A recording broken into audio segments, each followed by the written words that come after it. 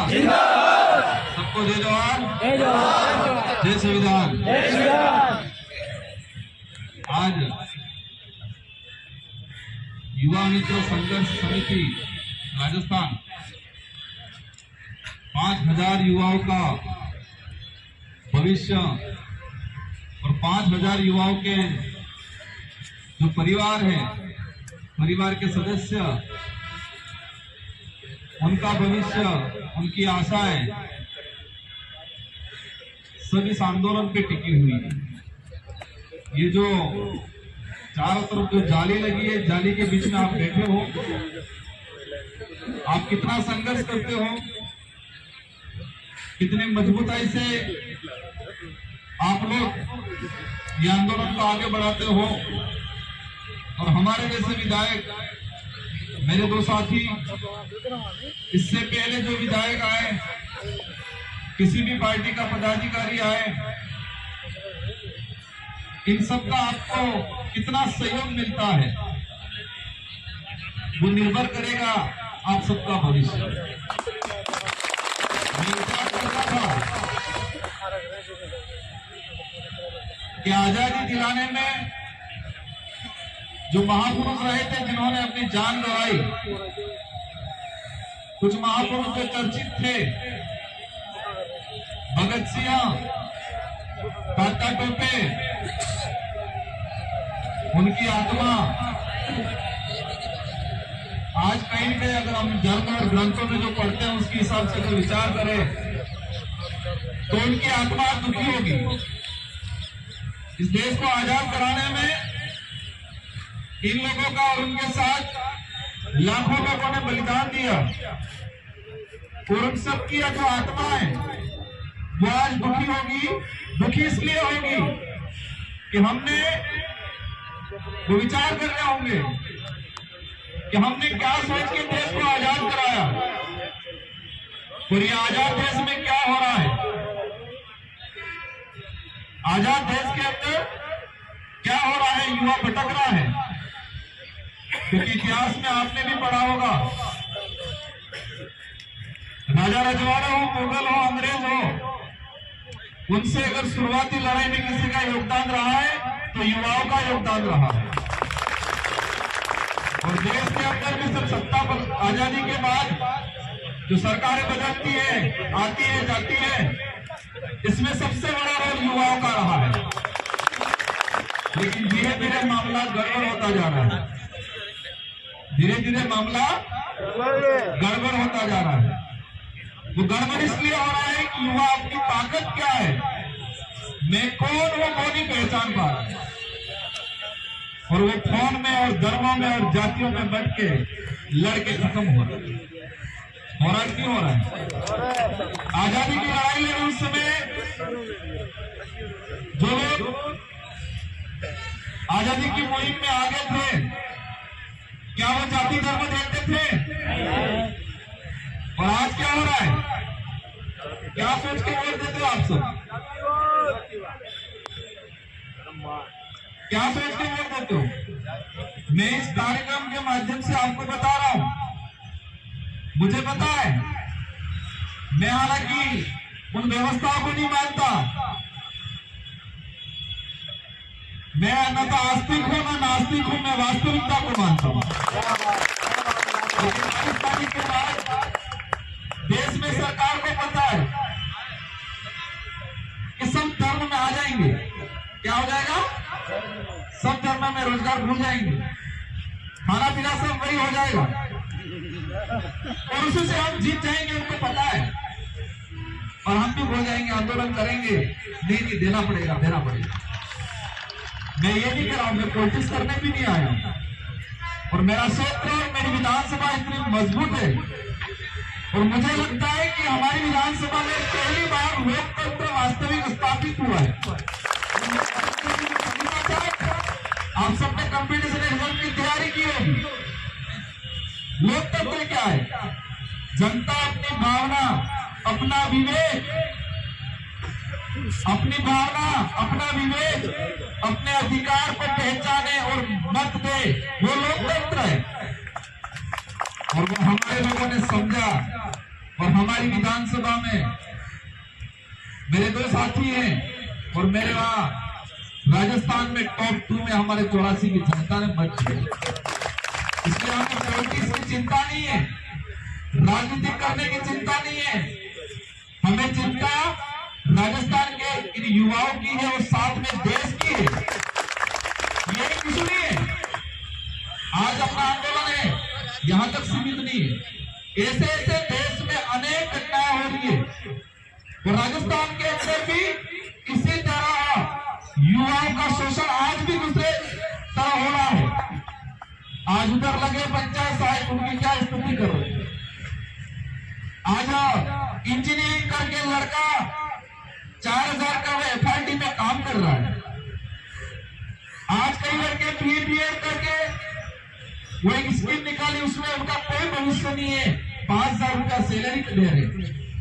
आज computer science में बच्चे पढ़ के एक स्कीम निकाली, 5000 रुपया मिल रहा है और आप खुद विचार करो, घर से जाएगा स्कूल तो महीने का पेट्रोल कितना हुआ, 100 रुपये मान लो,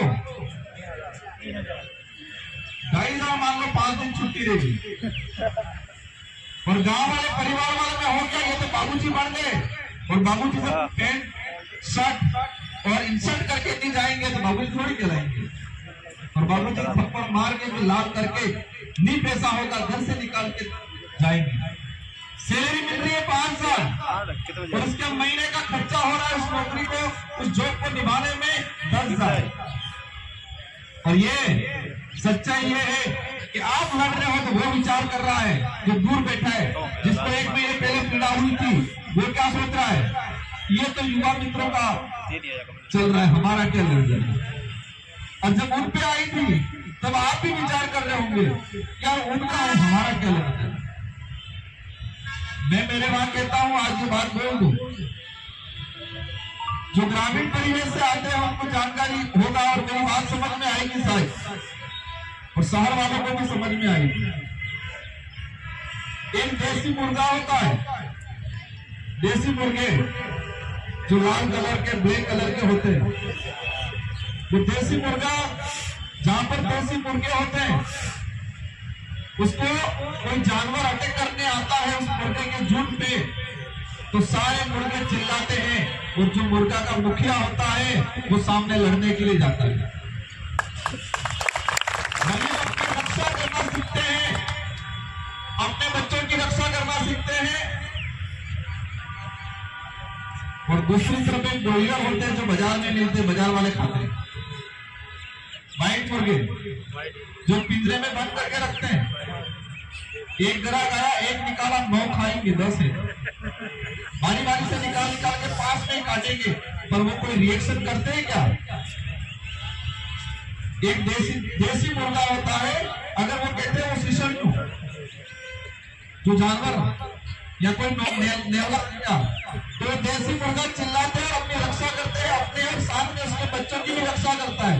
और जो सफेद मुर्गा जो बाजार में मिलता है ब्रॉयलर, वो जैसे ग्राहक आए एक एक निकाल के उसको काटेंगे, लेकिन वो रिएक्शन नहीं करेगा थोड़ी सी, और लास्ट एक रहेगा, 2 रहेंगे, एक को निकालेंगे तो भी उसके मन में ये ख्याल नहीं आएगा कि मेरे साथ में 10 जने थे, 8 जने कट गए, ये एक भी जा रहा है तो भी वो चूसता ही रहेगा, खाता ही रहेगा। यही होता है, भगतना को शायद जानकारी नहीं होगी। और यही देश की स्थिति होगी। आजादी से पहले का इतिहास उठा के देख लो, उस समय सोशल मीडिया भी नहीं था। देश के किसी भी कोने में आंदोलन छेड़ते तो देश के सारे लोग एक्टिव होते, और आज पड़ोसी पे आफत आई है तो पड़ोसी खुश हो रहा है, मेरे क्या उसका हो रहा है। वो ब्रॉयलर की तरह हो गया है, सफेद मुर्गों की तरह होगी स्थिति आज। मैं आज मेरे साथियों को लग रहा होगा मेरे साथ इस मुद्दे से भटक के दूसरी ओर जा रहे हैं। मैं भटक नहीं रहा हूं, मैं आपको रिस्पॉन्सिबिलिटी बताना चाह रहा हूं कि हमको हमारा जमीन जिंदा करना पड़ेगा। हमको हमारी ये नौकरी तो बचानी है, साथ में देश को बचाना है, क्योंकि देश को बुरी तरह से लूटा जा रहा है। अंग्रेजों से भी बदतर स्थिति से देश को लूटा जा रहा है। और हमारे से पहले चौधरी जी बता रहे थे कितना बचा था, कितना देश 2,85,000 करोड़ के आसपास का कर्जा है और यही स्थिति बनती जा रही है। और हम तो नहीं, ये है वो है। राम भगवान कह के गए थे क्या कि मेरे नाम से राजनीति करना? क्या किसी ग्रंथ में लिखा है क्या? पर आज हो रहा है, नहीं हो रहा है, और इसमें कोई नहीं बोलेगा। हमारे जैसे विचारधारा वाला, हमारा जैसा आदमी बोलेगा। हम भगवान का विरोध नहीं कर रहे हैं, लेकिन उनके नाम से राजनीति हो रही है। देश में बेरोजगारी बढ़ रही है, देश में भूखमरी हो रही है, देश का स्थिति खराब हो रही है, अर्थव्यवस्था खत्म हो रही है, रोजगार खत्म हो रहे हैं, उस पर चर्चा नहीं हो रही है। ओनली फॉर अब सुबह उठ के देखो टीवी का कोई भी चैनल, जो देश का चौथा स्तंभ कहा जाता है मीडिया, क्या स्थिति है? कोई भी चैनल देखो, उसके अलावा कोई दिखा रहे क्या? आप लोग कितने बैठे आंदोलन कर रहे हो, ये टीवी चैनल वाले दिखा रहे हैं क्या? सबको गिरवी रख लिया है। और हम जैसे लोग बोलते हैं, हमारे पास रडार पर बड़ी रहती है कि कब टारगेट में आए, कब फंसाए। और हम टारगेट में आने वाले नहीं हैं, क्योंकि हम सच्चाई के रास्ते चल रहे हैं। हम सोचते हैं कि हम धरातल से उठे थे, धरातल की बात करेंगे, धरातल पे रहेंगे। मैं आज आपको एक चीज लेके जाना चाहूंगा। आपका पेशेंस कितना है, उसका परीक्षण हो रहा है। आपका पेशेंस, आपकी धैर्यता कितनी है, कितने सहनशीलता है, उसका परीक्षण हो रहा है। देखेंगे 22 तारीख बाद वही माहौल रहा, आपको भूल जाएंगे और लगेगा उस माहौल से मजा नहीं आया। तो फिर क्या करेंगे? लोकसभा चुनाव से आचार संहिता लगने से पहले कहेंगे एक IAS अधिकारी की अध्यक्षता में एक कमेटी बना लेंगे, आप पे विचार करेंगे और आपको मिठाई लेके खिलाने आ जाएंगे। भविष्य की रणनीति में बता रहा हूं।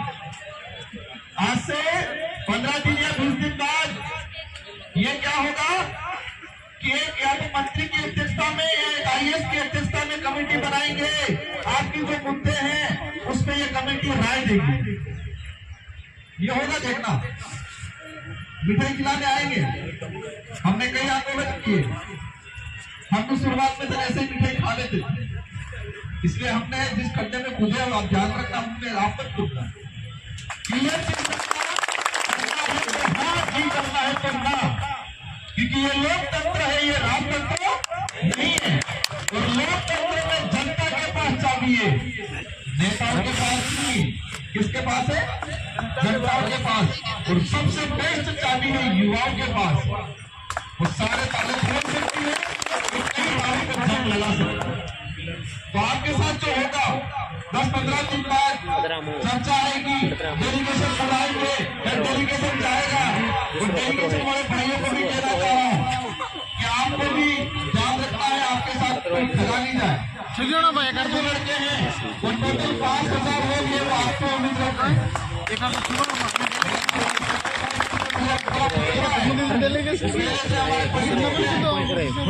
आंदोलन भी किए हैं, लेकिन आपके साथ ठगा नहीं जाए।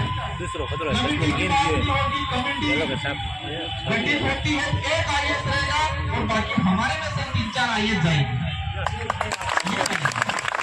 सबको पता है विज्ञप्ति कैसे जारी हुई थी, क्या प्रावधान था, क्या करना है, उसको एजीटीज इसको आगे बढ़ाना है, क्या करना है। तो हुआ खोद से पानी थोड़ी निकालना है कमेटी बना के।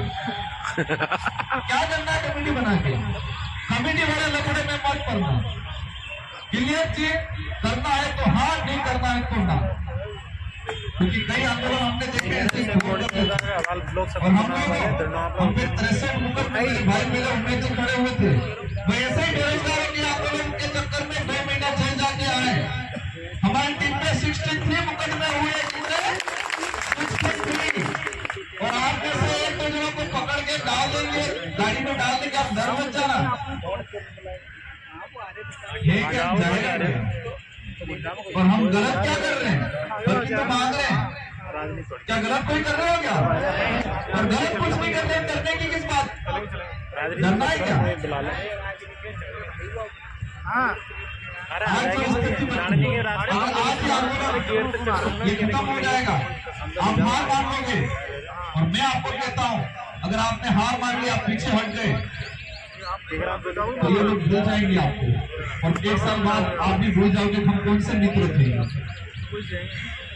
लेकिन हम भी आज दावा करके जाते हैं, आपको आश्वस्त करते हैं कि हमारी जितनी कैपेसिटी है, उस कैपेसिटी के अनुसार राजस्थान की विधानसभा में आपकी बात रखेंगे, झुकाएंगे। और मीडिया बड़े साथ की है, सोशल मीडिया एक अपना हथियार है, और उस हथियार को मजबूत बनाओ। और राजस्थान की जनता को लगना चाहिए, एक तरफ सरकार कह रही है कि लोगों का, हमारी योजनाओं का लाभ लोगों तक जाना चाहिए। पहुंचा रहे थे।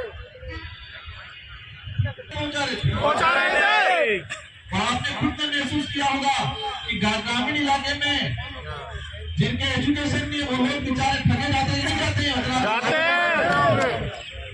एक योजना मान लो कैटेगरी के लिए या आवास के लिए आदमी जाता है, 500,000 रुपये खर्चा करके आता है, और आप लोग जा रहे थे, उसको सीधा तरीका बता रहे थे, सीधा अप्लाई करवा रहे थे, करने किसी भी प्रकार की योजना हो। अगर वास्तविक भाजपा की सरकार है, वास्तविक चाहती है कि उनकी योजना धरातल पे लागू हो, तो आपकी बात माननी चाहिए।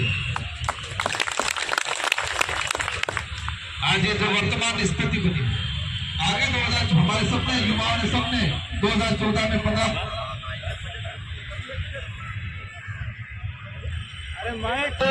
माहौल बनाया, वही माहौल आज 2023 में 24 में बनाया जा रहा है। मैं सारे युवाओं को कहना चाहूंगा, खुद को पहचानो, खुद से सवाल करो कि हम सही हैं या गलत हैं। देश में जो हो रहा है, क्या हो रहा है, देश की स्थिति क्या है, ये एकमात्र मुद्दा नहीं है, इसके अलावा अनेक मुद्दे हैं। और बेरोजगारी का कोई धर्म, कोई जाति नहीं होती है, बेरोजगारी की कोई पार्टियां नहीं होती है। जो आपका काम करेगा उनके साथ आपको रहना है। हम कोशिश करेंगे आपकी सारी जो डिमांड है राज्य सरकार तक पहुंचाएंगे, और दमदार तरीके से पहुंचाएंगे। कोशिश करेंगे कि आप ये काम करवाएं, लेकिन आप डीले मत पड़ जाना है।